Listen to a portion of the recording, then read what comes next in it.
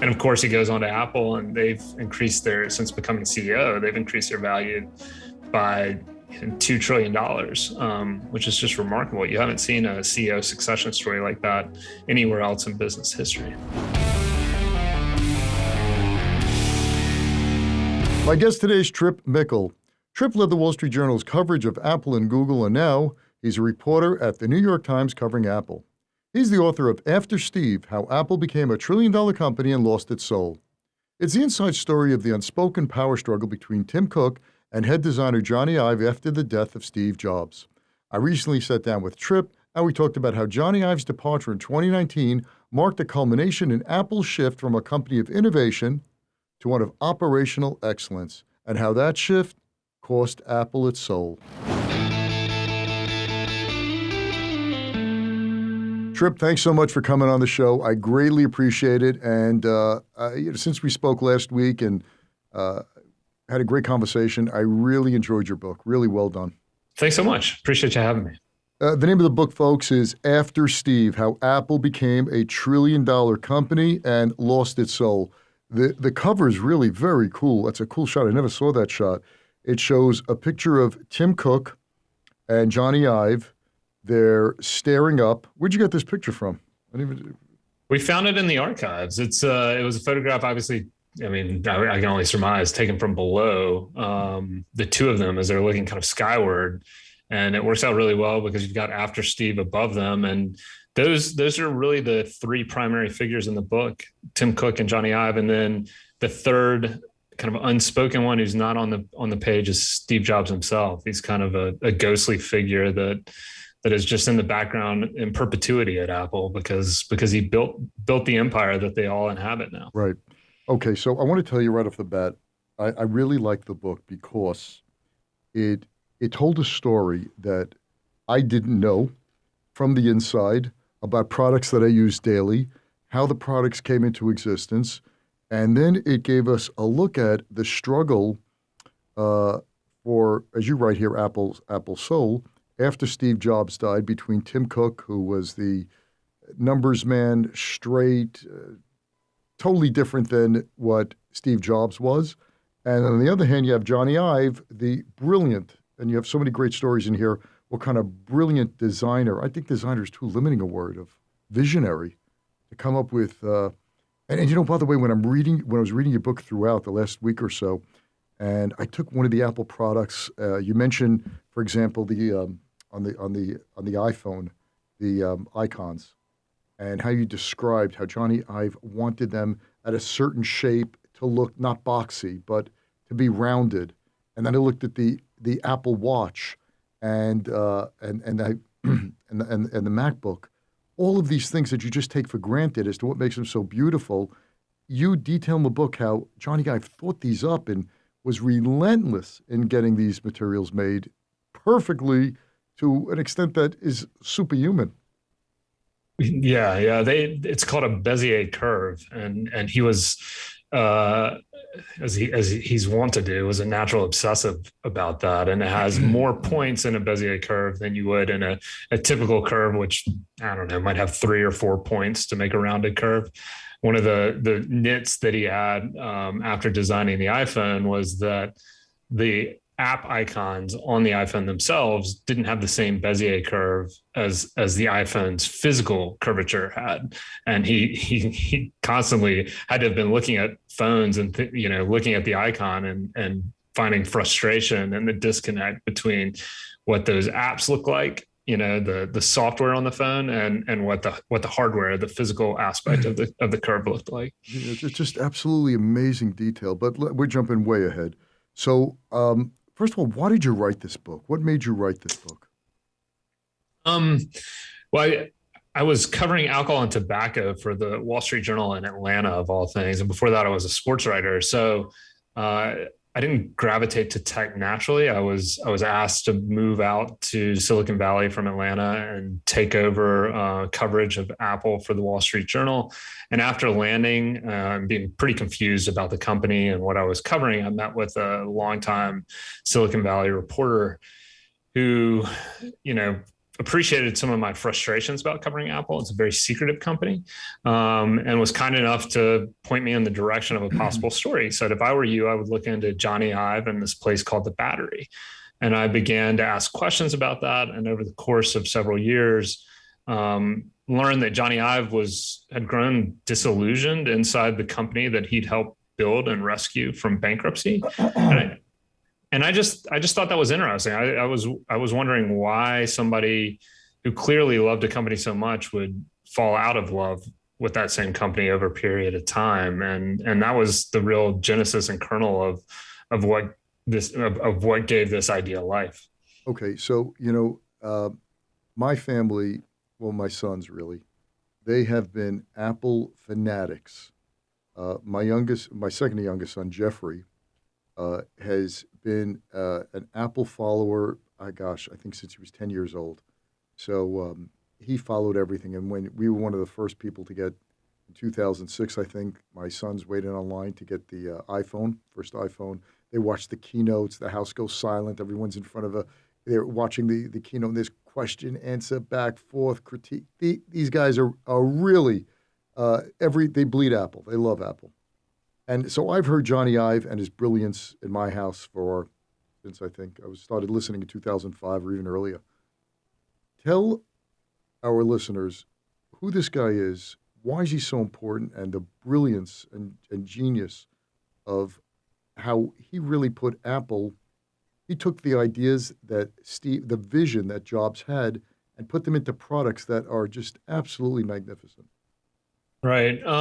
He's a British-born industrial designer who was fortunate enough to be born into a family with a father who taught industrial design, which is, really remarkable if you think about it. It was almost like he was put on this earth to do exactly what he went on to do. And he landed at Apple in the early 90s and became the head of Apple's design shortly before Steve Jobs arrived to take it over. Wait, Tripp, let me just interrupt you a second. Just a bit of backstory here. This guy's a prodigy from day one, right? He's not just a designer. Could you just share with us what he was doing in his undergraduate work or before even in his high school, the reverence that his teachers used to have for him? It was fascinating to go back and visit both his high school and his undergrad, where he went to school in Newcastle. His high school teacher told me that his work was so good and so polished that he didn't think that Jony Ive himself was doing it. He thought his father was doing the work, and he had to go and confront his father and ask him and get clarity on the fact that Jony Ive was in fact doing the work. He just had a sophistication to what he was designing and an ambition that was rare as a young man, and that really took to life in college. There's this wild scene where they, at the end of university at Newcastle Polytechnic, which is where he went to study design, they had to put up an array of kind of like three projects that they'd done on a like almost like a giant science project like your kid would do back in the day, but like an oversized version of that. Those trifold, I forgot those boards, what they were called, because my kids at every science project, these trifold boards that they had to write out the whole thing with pictures and put them up in their booth. Right. And so he does his, and one of the three projects, which I find interesting, was on money. It was called their Blue Sky project. You were supposed to dream up some futuristic thing that you would hope to change. And his was money, and he developed a pebble-sized polished piece of like a medallion that people could carry in their pocket.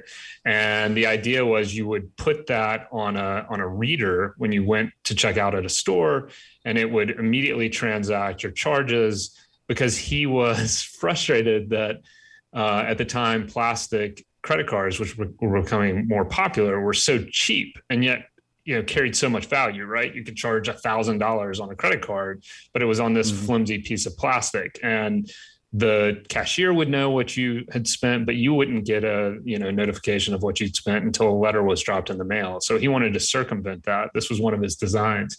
which which but is well, which becomes Apple Pay, 30, yeah, 20s his later. teachers say like to this day they look back and they think like had he dreamed up Apple Pay in in the late '80s, Right. like two decades plus before it was introduced to the world. But the person who came through to review his projects and weigh in on them turned to two of the professors at the school. This was an outside designer, a professional, and said, well, what's the highest grade you can give somebody? And they said, well, an 80. And they said, well, he said that he was going to give Jony way higher score than that. It was the highest score anybody had ever received. So there was a real sense that he was a really gifted, Wait, talented tell about designer early that on. poster board, because that's fascinating. Which the poster board, The trifold where everyone has old pictures, and he just oh yeah. He in contrast to his peers who had these sort of like well designed but somewhat cluttered of triboards, his was very minimalist, and so he only had a handful of photographs, and it was just very well laid out. So the takeaway in the eyes of the professors was he had not only thought through the projects themselves, but also how to illustrate those projects to the world. And that was just something he did really throughout his life. There were years later where he did a project for Apple. He was at a design firm called Tangerine, and they wrapped up all the modeling that they had done to ship to Apple. And then he went the extra step to make sure that it was closed inside tissue paper with a Tangerine logo on it, and then T-shirts were placed on top of it, so that when you unboxed it, it was an experience. And of course, fast forward to today, if you unbox an iPhone, just the way it slides out of the box and how precisely those boxes are made, so that there's such tension in them. So like you really feel like you're pulling out something of tremendous value. That's really his imprint on that, and that's something he did throughout his life. So you see flavors of his work in Apple that go all the way back to him as a young man when he was just leaving college. okay. So and by the way, the whole color white, all of these things are thought out. I couldn't believe that. Well, I could believe the depth, but I never thought of all the subtleties of the colors and how they had meanings based on what shade of blue. Everything you look at it with an iPhone, the color background, the color of the icons, the shape of the icons, the positioning of them. Should it be in a circle or should it be? We take all these for granted, but aesthetically, it's so pleasing and beautiful that all of these were his design team coming up with just simplicity is in terms of if it's function, but in terms of its beauty, just unparalleled. Right. I think the turn of phrase I used was he. It was no exaggeration to say that he redrew the world, because his emphasis on minimalist design, which harkens back to some other designers such as from the past, like had such an imprint on us that we see it now everywhere. We take for granted just how sharply and limited the designs are around us in the world, and how much those are influenced by Apple itself. Yeah, even the color of your headphones now, the white, and why white? It's just absolutely amazing. So Jony Ive gets to work at Apple. Jobs is just amazed by this guy, and he calls him his brother. What do you call him? What term did he use? Him his spiritual partner. Spiritual partner. Yeah. I mean, he was really a creative soulmate for Jobs. I mean, they spent a ton of time together. Jobs, and they had an interesting and similar way of looking at the world. I mean, Jobs' widow Lorraine recounted how they went on a walk in the garden once in the backyard and came back and started sketching, and the next phone and the next computer that they made looked like one of the flowers in terms of the way it was it kind of came off a pedestal and then bent forward, just like some of the flowers in the backyard, and it was totally inspired by the walk that they'd had. So now, when he's in the company, he creates his own little fiefdom, if you will, right? He creates a section of the company, about 20 guys who have cards, security cards to this. Access is granted to very, very few into this inner sanctum, and it can be lost if you come in and say something or do something. And Jobs is in there every single day, right? Right. Yeah. No, Jobs, it was where he went to escape some of the pressures of running an ever growing business. I mean, it was called by people on campus the Holy of Holies, and it kind of had a different energy than other areas of the campus. Like other areas of the campus felt a little more pressured and intense. This was a place where somewhat mellow electronic music played all the time. The designers moved around with kind of a kind of a relaxed demeanor. I mean, someone compared it to me to like almost like a martial arts studio. Like it just, there was just an intense focus, but also kind of I don't know, like a zen-like calm to the space as well. And so Jobs enjoyed spending time there. He really did. Right. And I remember from the book, you basically said he was there almost on a daily basis, and he had a reverence towards the products. They looked at them in awe, and they would be like hallowed objects, right? Yeah, yeah, and he had a quick eye himself. So, I mean, with Jobs, he could voice some frustration if some of the prototypes didn't live up to his expectations, or if he caught some differentiation. And there was once he was walking by, said something to the effect of, what is that crap? When he caught a glimpse of a curved the curvature in an iPhone not living up to the design specifications that they had. And that was kind of what he was able to bring to that space. I mean, he was really a great editor for Jony Ive. Not quite on the scale of Maxwell Perkins and Thomas Wolfe, but the same type of thing. He was able to kind of work with this person who had an immense amount of talent and bring product forward that was just bordered on artistic in terms of its sophistication. Right. And Jobs puts him really high up there in the company in terms of the hierarchy, because I think it was a flat structure the way he created their C-suite. And could you just talk about that? Yeah, everything at Apple at the time Jobs was there really revolved around Jobs himself. Somebody compared it to like a starfish, where he would just kind of crawl out from the center, crawl out the legs, and do various work with people in software design or marketing and advertising, or in Johnny's case, industrial design. Industrial design, he said and told his biographer, he put Jony Ive, as he considered him the second most powerful person inside the company after Jobs himself. And that's largely because he said that they dreamed up most of the products that Apple made together. Right. So here you have with Jony Ive and Steve Jobs such a close relationship, because he takes Jobs' ideas and turns them into real products that check all the boxes of what Jobs has in mind for them. These are the best in class. They're beautiful. They relate to the user. I remember so many times you wrote in the book how the end user had to understand what the product was. You just couldn't pick it up. It had to be some type of relationship between the product and the person. Yeah, absolutely. I mean, there was a kind of a fixation and focus inside Apple on developing things that people would pick up and intuitively understand how to use it. They summarized it with the turn of phrase, "It just works." And another area of emphasis for Jobs was borrowed from Polaroid, and that was the idea that the company needed to live at the intersection of technology and liberal arts. So he wanted something that technologists could use in terms of products that was sophisticated enough to satisfy their needs, but also simplistic enough that it was accessible for kind of a broader public. And that's really, was most manifested in the iPhone, and just the power and sophistication of that device, and is why it's become such an indispensable part of our lives. Yeah. I just want to keep going on with Jony Ive for just a few more minutes, because then we're going to contrast it to Tim Cook.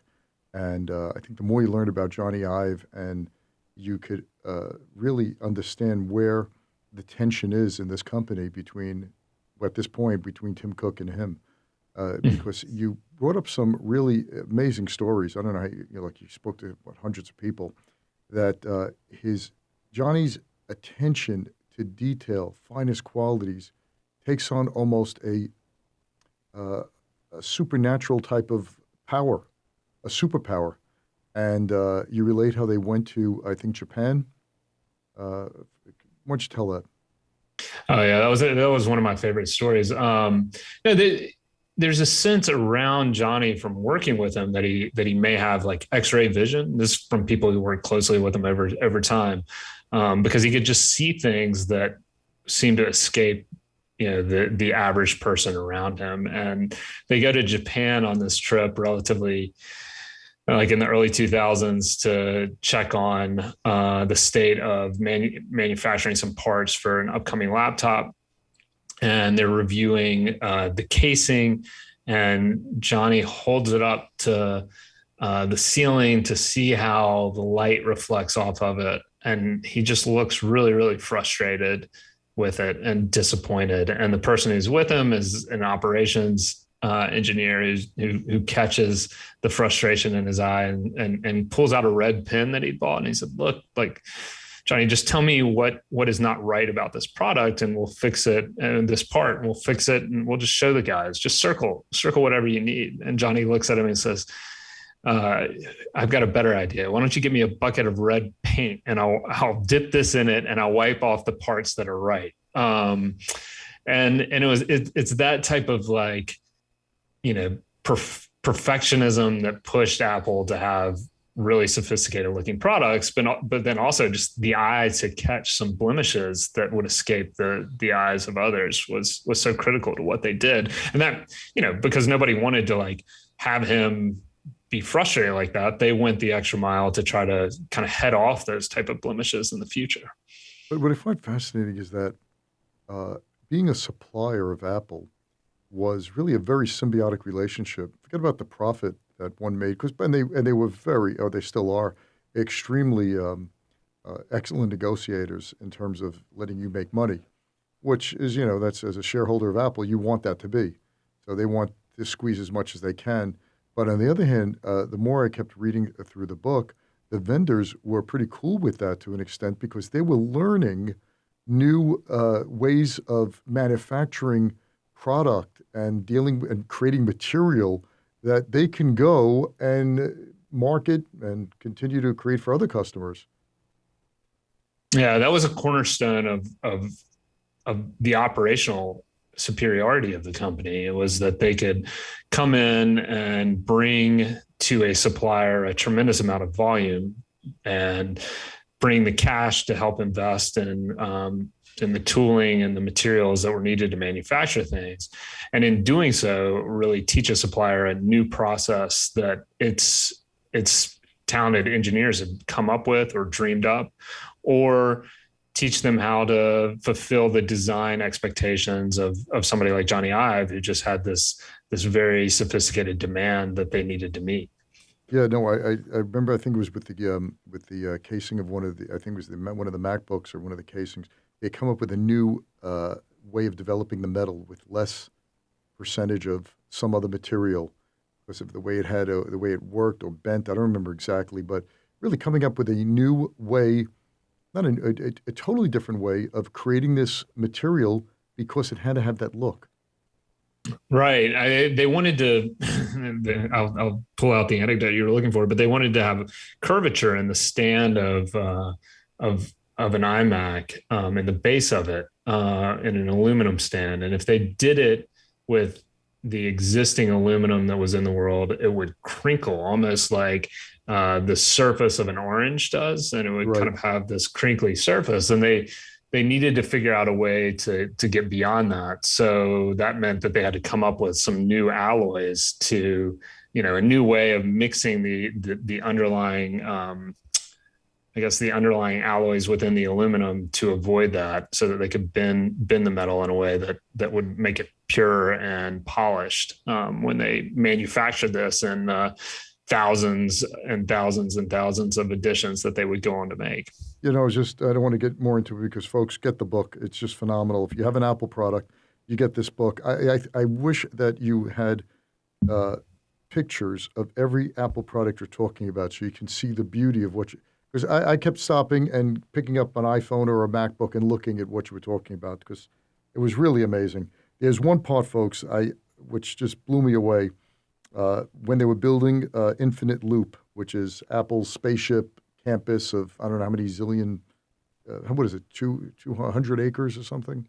Yeah, Some I mean, it's huge. such an enormous Yeah. structure that you could lay down the Empire State Building inside the ring Right. and put it flat on its side, and it would fit inside this entire ring. But anyway, not to. I don't want to go through with this now because there's just too much to talk about. Of a way of glass curving the glass that they wanted, and it was probably the biggest order of glass in history, and how they wanted it done a certain way. But what's so amazing is they wanted it a subtle curve in the glass, figured out back and forth. And I just want to read what you wrote here. Architects working on the project were astounded at how the lofty demands of a tech company had forced the construction industry to innovate. In the years that followed, they would marvel as other buildings, such as the Los Angeles County Museum of Art, featured curved glass, which might have been impossible without Apple Park.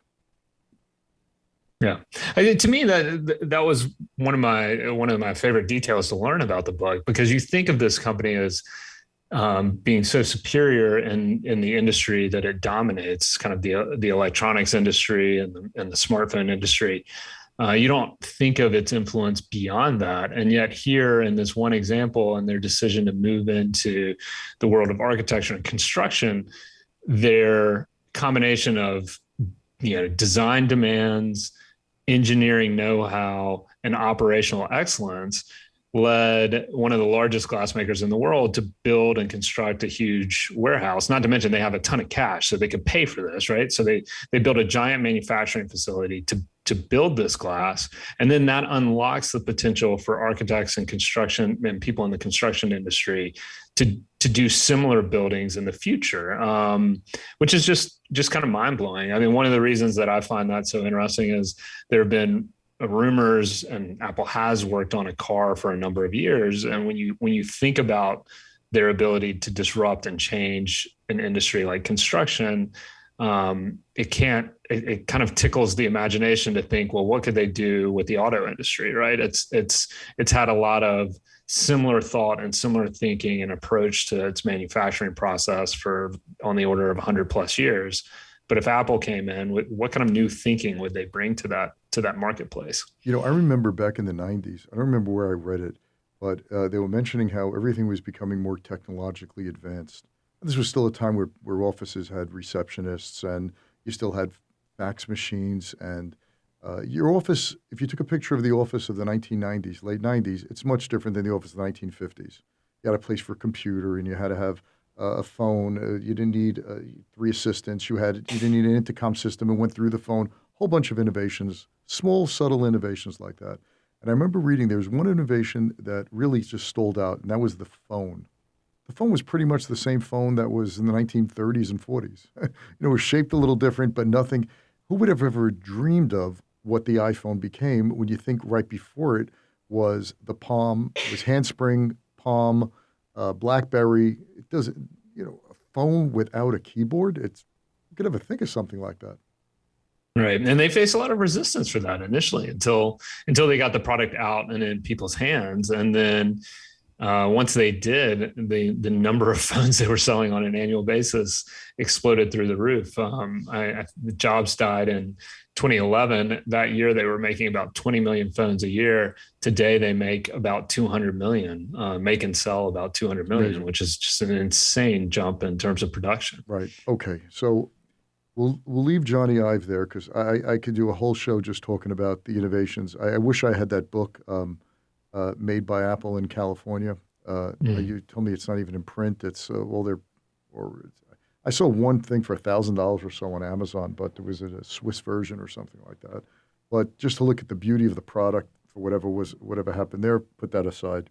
But Jony Ive, no question, him and Jobs were spiritual partners.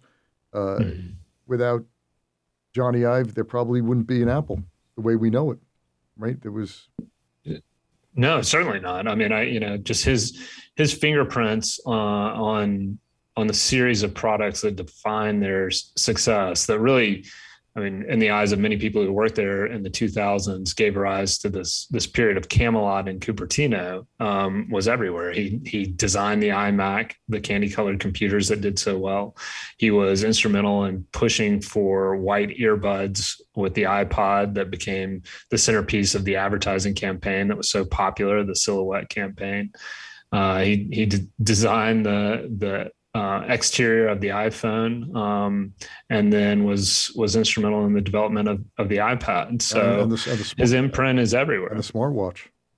Right? Yeah, and then after Jobs' death, of course, the company's under a tremendous amount of pressure to come up with some new revolutionary product. And it's Ive himself who steps to the forefront and pushes through the development of the Apple Watch that became that's gradually become more popular to the point now you go into an average restaurant in most cities around the country, and you're going to see at least a third of people in the restaurant wearing the exact same watch on their arm. I'm looking at you now wearing one as well. Yeah, I've got one. Yeah, and after reading the book and reading about the development of the watch, and they picked the right thing, the crown had to be designed certain. I told my kids, like, maybe that could be a Father's Day present, because I've held off from ordering an Apple, and I didn't want something that I had to charge every night. I like a simple Seiko, for $100. I don't have to worry about it, but just the beauty that goes into this watch, and now the biggest screen, amazing. Okay, so you have Jony Ive, that's one track, and Steve Jobs is that relationship there. Then you have another guy who is totally different. This guy grows up in the South, takes a different track. This guy's brilliant organization, logistics, and everything, and that's Tim Cook. And he grows up in I guess the deep South, right, Alabama. Right. Yeah, Robertsdale, Alabama, which is about an hour's drive from Mobile. Yeah. He grows up in the deep South, and he takes a different career path, and his brain is wired totally different than a Jony Ive. Why don't we get into that? Because then we're going to come to a crossing point, really a focal point where your book basically says where they lost their soul, when Apple became a different company under Tim Cook than it was from the Steve Jobs, Jony Ive relationship. Right. Cook grew up in this small town. In contrast to Jony Ive, he didn't grow up with a father who nurtured his interests, per se, and what he would go on to do. His father hadn't gone to college, neither had his mother. So in many ways, from his earliest days, Tim was kind of marked as a bit of an overachiever within his own family. He really wanted to go to Auburn University. Growing up in Alabama, you pick one of two colleges largely to go to, either Alabama itself or Auburn. He picked the latter, and when he got to Auburn, he studied industrial engineering, and it's a fascinating segment of the engineering world where you're focused on really human systems. You're looking for ways to make improvements to how people are operating machines or assembly lines or just logistics, just about anything, to make small improvements so that everything becomes more efficient. One of the central tenets and questions that he was taught to ask is, why is it done this way? And when somebody gives a stock answer, the follow-up question is still why. And it's about thinking through new ideas for doing things that have become customary inside companies. And he goes on to become a really distinguished talent quite early in his career. First at IBM, where he would put in the hard work over Christmas break to kind of run assembly lines in Raleigh, North Carolina, where they were manufacturing computers, and allow his bosses to stay home. He was identified as a high PO, which is a high potential worker, and by the way, that gave him a chance. Really, go ahead. He's only 23 or so, right? Yeah, he's in his 20s. That gave him a chance in his 20s to go to Duke and get an executive MBA and have it paid for. It sharpens his business mind a fair amount. I think the biggest testament to, or like the biggest indication of what he was capable of, was when he left IBM and joined a company called Intelligent Electronics that was kind of a middleman in the PC era. They would take orders from customers who wanted computers, then they would assemble those computers to spec. And when he arrived, they had parts spread across 5 warehouses. And one of the first things he did was say, well, we're wasting a ton of time, shuttling parts from these 4 warehouses to this one warehouse to assemble things and ship it off. What if we put all this stuff in one warehouse? We'll cut our time, more than half, and we'll be able to ship things quickly. And then to make shipment even faster, he was like, well, why don't we put that warehouse in Memphis, right by the FedEx distribution center, so we can get things out? And in many ways, that helped begin to turn this company around. And he went on to Compaq from there. And he was doing much of the same thing. He'd only been at Compaq about 8 months when Steve Jobs called him and did an interview. And he went in to tell his boss at Compaq that he was going to leave for Apple. And his boss pulls him aside and says, look, like I'm planning to retire soon. I'll retire early. I'll give you my job if you'll just stay.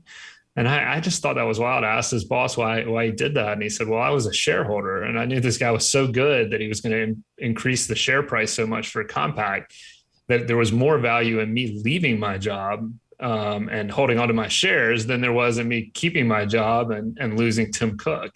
And of course, he goes on to Apple, and they've increased since becoming CEO, they've increased their value by $2 trillion, which is just remarkable. You haven't seen a CEO succession story like that anywhere else in business history. What need does Steve Jobs have at the time that he has to search? He's searching for a Tim Cook type figure. The quickest way to explain the state of affairs at Apple when Steve Jobs returned in 1997 was it was a hot mess. And the messiest part of all of it was the supply chain. At the time, they were still manufacturing a lot of their own computers here in the US and in Ireland. Tim Cook came in, assessed what they were doing, and pretty quickly began pushing the company to reduce its inventory, which he has a turn of phrase around that. He calls inventory evil and says that it, basically when you have a computer sitting around, it spoils like vegetables because you're constantly making improvements to the technology inside a computer. And if you don't sell it pretty quickly, it will become outdated relatively soon. So he streamlined their inventory so that they were better calculating the number of computers they needed to sell, how much demand there would be, and what they would need to supply. And then he was able to, further improve their operations over the next few years by striking up this partnership with Foxconn, which becomes a key manufacturer and the primary partner for assembling their products over the next decade. Right. What people don't realize, which I didn't, well, let me just say, I didn't realize, is Tim Cook's taking a big risk by going to Apple. Here you have a company that's teetering on bankruptcy, really, as you said, really a hot mess. And at the time, Compaq was a powerhouse.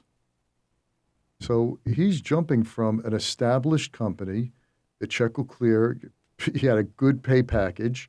I think it was he had stock options of something. I forgot the stock options. Yeah, it was like about $1 million in stock options, and I love that story because when you hear Tim Cook talk about his decision to leave Compaq to go to Apple, he talks in this romantic fashion about it. It says, my heart. He says something to the effect of, "My heart just pulled me that way. It just said, go west, son, go west." And then I talked to the recruiter, and he was like, "No, like." He definitely planned to take the job, but he told Jobs that if he was going to hire him, he needed a guarantee to pay out the same, stock award that he would have gotten at Compaq. So that to me is like the other side of Tim Cook. He presents publicly quite well, and he's very polished, and he can make the company Apple itself seemed to be called to to higher, seemed to live to a higher calling, right? It's about doing good in the world in some ways, but then behind the scenes, he's also incredibly practical and shrewd when it comes to business matters, and this was an example of that early in his career when he left to go there. So now we get to the point where we have Tim Cook in the company, you have Jony Ive in the company. Apple is just doing amazingly well. And then Steve Jobs gets really sick in 2011, where most of the year he can't even come. The last 2 years of his life, he can't even come into the office. Mm. And as we get closer, I think it was October, right, of 2011, after the presentation at the, it was what were they unveiling at the time on?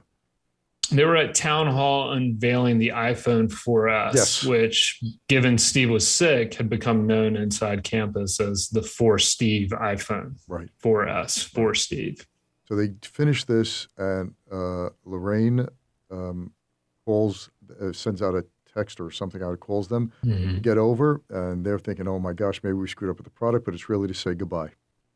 He brought in his closest lieutenants. Apple is a very centralized and hierarchical company with about, at that time and still to this day, about 10 to 12 people who make the bulk of decisions that determine what the company does week in, week out. And these lieutenants come in and they have to say goodbye to him. And one of the first things that the company had done to prepare for his death was get the board to approve a large stock grant to these top lieutenants, because they wanted the world to know that even though Steve Jobs was not there, the people who were most loyal to him and understood how the company operated would remain and continue to lead it forward. And so the last person that Steve Jobs speaks with is Tim Cook, right? Jony Ive walks out right before he's shaken, totally shaken. Half his world is collapsing here, and you describe how he goes into some type of state of depression or just lethargic. It's like the life was sucked out of him. And Tim Cook's the last guy to speak with him, and which was really an amazing testament to Apple, Jobs, and their board, that the day Jobs died, I think the stock didn't go down much. I think it was maybe down half a point or $1, some little amount. And I remember reading at the time they're saying that's hopefully what Berkshire Hathaway will happen after Warren Buffett dies, because of the way the succession plan was put in. Because Cook's running the company for a while now, right? It's about 2 years or so. Right. He'd been leading the company while Jobs was sick, and Jobs had pulled him aside when he tapped Tim Cook to become CEO, which was summer of 2011, and told him, look, like, you're going to be leading the company. I'm still going to be there. I'm going to be a chairman. I'll be an advisor to you. But it's important, no matter what, that when you do things, you don't sit there and ask, what would Steve do? It's important to me that you do what's right. And this became a key piece of guidance for Cook, because it freed someone who felt uncomfortable about his lack of expertise in some ways in making and kind of designing and conceptualizing product in the product arena that was core to Apple's business. It freed him from feeling like obligated to spend a tremendous amount of time in that, and allowed him to define the CEO he wanted to be for himself, right, as opposed to trying to just ape what Jobs had been for all those years. I found it really fascinating that Jobs studied Polaroid, he studied Disney, and he didn't want Apple to end up like, what would Walt do after Walt Disney died, where the company just basically stops in its tracks and is trying to live through the founder and their vision, which no one even knows anymore. It's just it's really a guesswork. And here he was so bold to say, find your own path and do the right thing. Yeah. I mean, that was a key piece of guidance for Cook. It allowed him to focus on trying to maintain the team that Jobs had put together, and then try to take this expertise he had from those days at Auburn, studying human systems, and figure out, okay, this whole system was built around this one man. How do we how do we function and continue without him?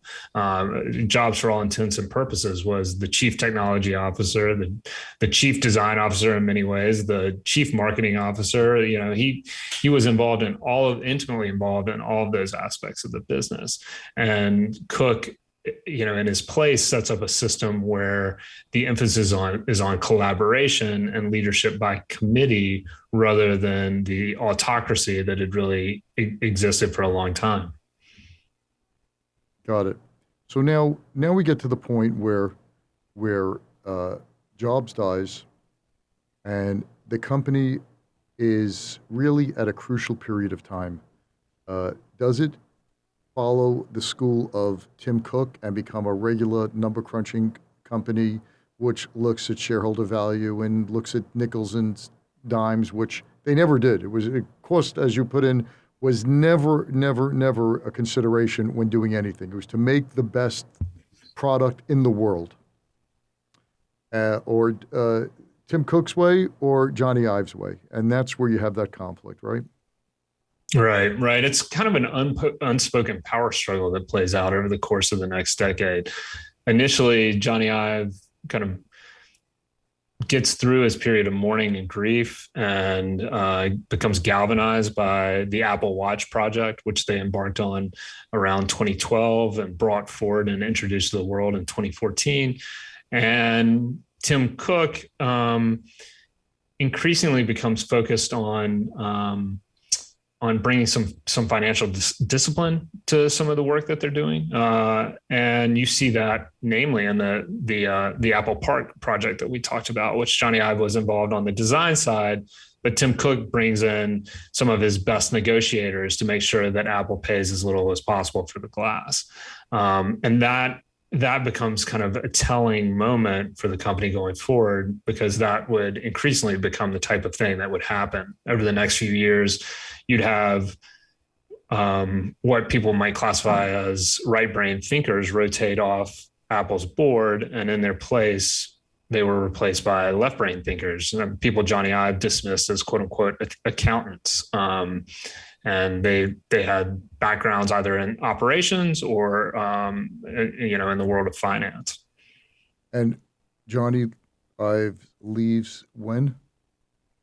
He grows disillusioned with some of the changes. He really was tired and weary after working on the watch, and tries to move into a part-time role around 2015.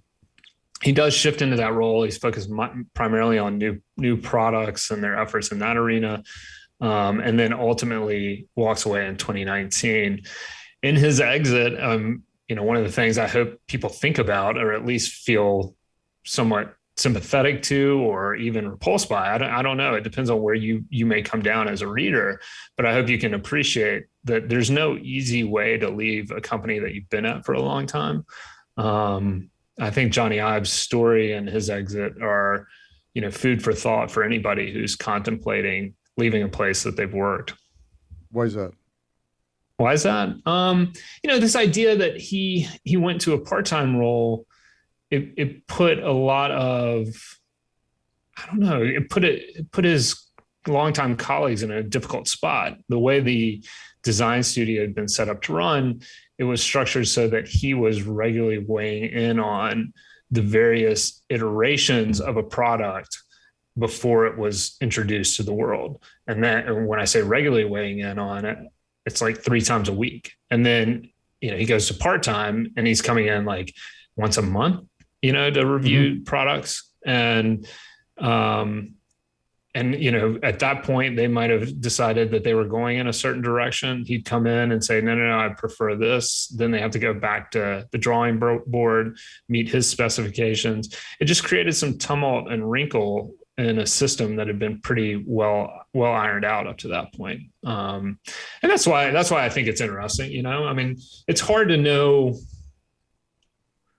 when you love working at a place. It's hard to know when the right time is to leave and how the right way is to leave. And you can see him in his experience fumbling his way through that. Right. And the brilliance, I think Warren Buffett said that Tim Cook is one of the most amazing CEOs of our generation, of the business generation now. He takes over after Jobs. Let's call 2012 his first year. Sales are $156 billion, and they're making around $68 billion in profit. Now, trailing 12 months, $385 billion, more than doubled revenue, and profit went from $68 billion to $167 billion. Astounding. These are astounding numbers. So, as a company, I just wanted the short time we have left. You titled the book "How Apple Became a $1 Trillion Company and Lost Its Soul." What do you exactly mean by lost its soul? I want to emphasize both parts of that because they're two central figures in this book, Tim Cook and Jony Ive. And the first has been key through the numbers you were just citing at turning Apple into a multi-trillion-dollar company. The latter, Jony Ive, was a creative soulmate of Steve Jobs, a creative partner and creative soulmate of Steve Jobs. He literally soul of the company in the eyes of its founder, and he walked out the door in 2019. And the reason he did so was that he grew increasingly disillusioned with this company that had long been a place where art led to commerce, where he had the purview to be ambitious and not have cost question with some of his designs, to a place where commerce increasingly dictated art, because the company became so enormous and the expectations of Wall Street were so tremendous that it had to bend to Wall Street's will. But eventually, at some point in this timeline, it would have had to, regardless, right? Could a company continue on under Jony Ive's vision without being grounded in finance? No, absolutely not. I mean, I think it's less just the idea that could it not be grounded in finance. It's more of the opportunity cost when you become a certain size company. When you're putting up $300+ billion in revenue, you can't say, okay, well, let's make a new line of speakers that we're gonna make $500 million off of. That's not a worthwhile endeavor. Right, it's not gonna move the needle. Exactly. Yeah, it's not gonna add enough sales to your top line to justify the work that you're gonna have to do for it. And so you're as you become that big, you increasingly have to make decisions that a more nimble version of Apple wouldn't have had to make, and there's sacrifices there. Right. So in the short time we have left in closing, you now have a front row seat. You've had a front row seat to Apple for a long time, right? You've had access to, I don't know, 200-300 people that you interviewed for this book. Mm-hmm. Insiders, people who worked at Apple who couldn't say that they, because it's pretty much like the mafia, right? You're not allowed to share anything. What goes on in Apple stays on in Apple. So all those anonymous sources you had. You're now in San Francisco now, right? Mm-hmm. Yeah. So you're around that crowd. You have a lot of contacts. You have a front row seat to what's going on there. I know you're not going to be 100% accurate because no one really can predict the future. Where do you see Apple in 5 years? Not in terms of their money, but what kind of company is it?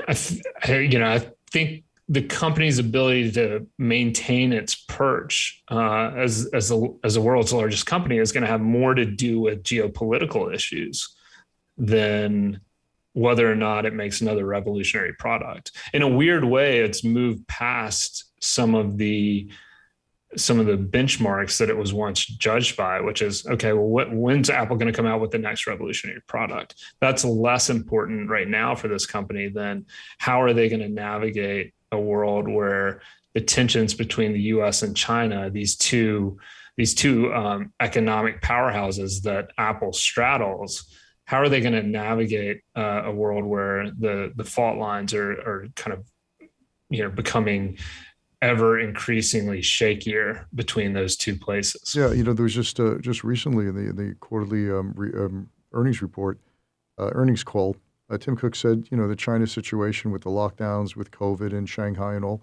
are going to cost them close to $8 billion in revenue. So, to your point, a lot of the factors are way out of making a beautiful white box that makes you feel like you drew it out. There are going to be factors that Apple's going to have to face and challenges, I should say, obstacles that they. But you know what? I just find that the culture, from what I know from the outside, you know much better than I, of course, and the brilliance of Tim Cook, that like the glass, they'll figure a way around it. I don't know. I don't think it's wishful thinking. I am an Apple shareholder, have been for a long while, but it seems to be a type of company that obstacles are really opportunities. Right. It's the type of company that if you decided to bet against them in 2011 after Steve Jobs' death, you would really regret that. I can't tell you how many employees, left over the years and did the right thing financially and diversified their shares, but are also kicking themselves because they've watched Apple share valuation just accelerate Amazing. since their departure. Yeah, yeah, so if you had to guess, how do you see them overcoming some of these challenges that they're going to be facing with now? Do they see them start to manufacture a product in the United States? I know the service business is expanding greatly, which includes App Store and the App Store and iTunes and all those kinds of things that. I remember when they came out with the App Store. I saw the app that's when I started investing in the company. I think it was 2012. I said that's going to be the business because it had my credit card on file. I think at the time it had 400 million credit cards on file, and I saw my son buying apps every day. How easy it was to spend 99 cents. It was seamless. They made it easy, and I'm saying, my gosh, you have 400 million of those credit cards on file, and people just buying. And they're getting a piece of that for doing nothing. It's about doing nothing, building the infrastructure. It's just absolutely amazing. I think services up to $40 or $50 billion. Yeah, I think near term. I mean, the one of the more brilliant maneuvers Tim Cook instrumented over the past few years has been developing that quote unquote services business, selling more software and apps across the iPhone than they had previously, and that'll provide them with a bit of cushion, especially if we get into a period near term where people hold on to their iPhones slightly longer because we go through some kind of economic recession. I think or supply chain issue. Where you just or there's ongoing supply chain issues like they've had with Shanghai and shutting down some of the factories there. The most pressing issue is trying to get some manufacturing set up and spun up outside of China itself. They've had mixed luck with that so far, and the results have been quite uneven. In India, they actually had to shut down some of the factories that they've set up there because of the worker conditions became problematic. But that's really going to be, top of mind for them going forward. Yeah, outstanding, folks. The name of the book is After Steve: How Apple Became a $1 Trillion Company and Lost Its Soul by Tripp Mickle. Tripp, this is your first book? Yeah, first book. Wow, you got talent, guy. Really good stuff. I'm telling you, folks, this reads like a novel. You keep the reader engaged. You kept me engaged. And just when a story got a little too long in the tooth, you switched to something else. You went back and forth with Jony Ive, then Tim Cook, then back to Apple, then back. Really well done. It just keeps you reading. It really keeps you reading. Well done. I'm thrilled you enjoyed it and appreciate you having me on. Oh, my pleasure, man. I hope you sell a zillion books. Really great. And I hope the stock keeps going up and Apple keeps producing great products because, our house is a total Apple. I remember 2006 when I got a Mac, and I remember how the next couple of nights I went to sleep uneasy because I was so unfamiliar. And I said, how am I going to learn this? It's a whole new operating system. And you have to use Windows for so many years, and then you use the Windows operating system. And using a PC, this was alien, but it was just beautiful. We had a huge screen. I forgot it was 30 inches or something. Everything built into the computer. It's just such a beautiful, elegant machine, and it looked beautiful on the desk. And it took time, but I have to say this: I haven't touched a PC since 2006. You're not alone in that category. Yeah. And I think they've done a good job of bringing on board new Mac owners of late too, because they've got these new custom chips that are outperforming a lot of their competition in the PC market. And once you get into that ecosystem, it kind of sucks you in. Everything works together, which is just really amazing. All right, Tripp, lots of continued success to you, man. Outstanding work. Once again, folks, After Steve, How Apple Became a $1 trillion company and Lost Its Soul by Tripp Mickle. Tripp, we have to have you on again in some time from now, and just to see how many things change in the world and how Apple deals with that. Happy to come back anytime, and it's a good incentive to go write another book as well. So. Great, man. Thanks so much. Thanks for listening to this episode of The Charles Mizrahi Show. If you're a new listener, welcome. If you've been listening for a while, we're glad to have you back. Either way, we'd love to know what you think of the show. Please leave a review if you listen on Apple Podcasts. Reviews make it easier for others to find the show. You can also see the video of the interview on the Charles Mizrahi Show channel on YouTube.